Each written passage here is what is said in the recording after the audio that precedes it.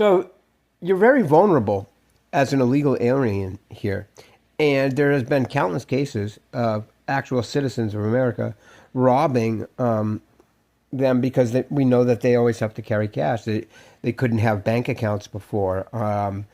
They worked under the table where mainly you got paid in cash. So also, if you don't speak the language, you can be tricked. You're also not going to go to the police, right? Especially now. Okay. So is it fair to them?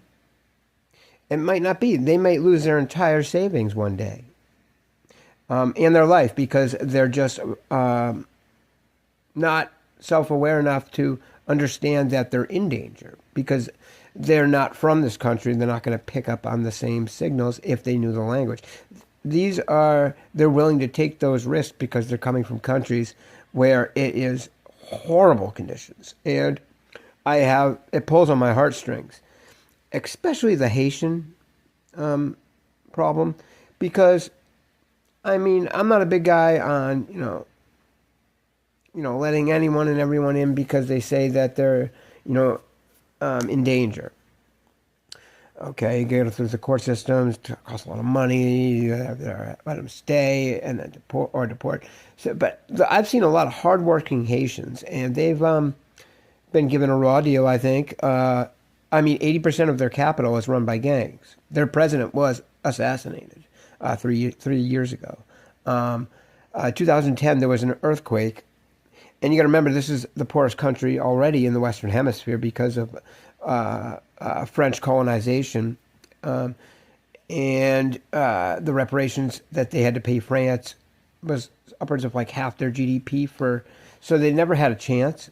And we've tried to solve the problem by going there and fixing the buildings that lost 100,000 people at least in Port-au-Prince during that incident.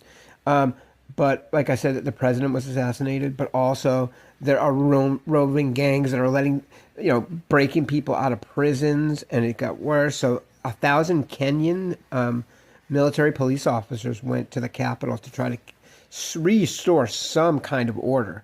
And if you're fleeing from a country like that, first of all, you're coming from the Caribbean, and then you make your way up to South America, and then you walk all the way up into America. The danger in that is probably safer than where they were coming from. So any Haitian, as long as they're a law-abiding citizen, and a lot of them are very intelligent. Most of them speak 3 languages, and they seem to have a pretty good work ethic, I believe.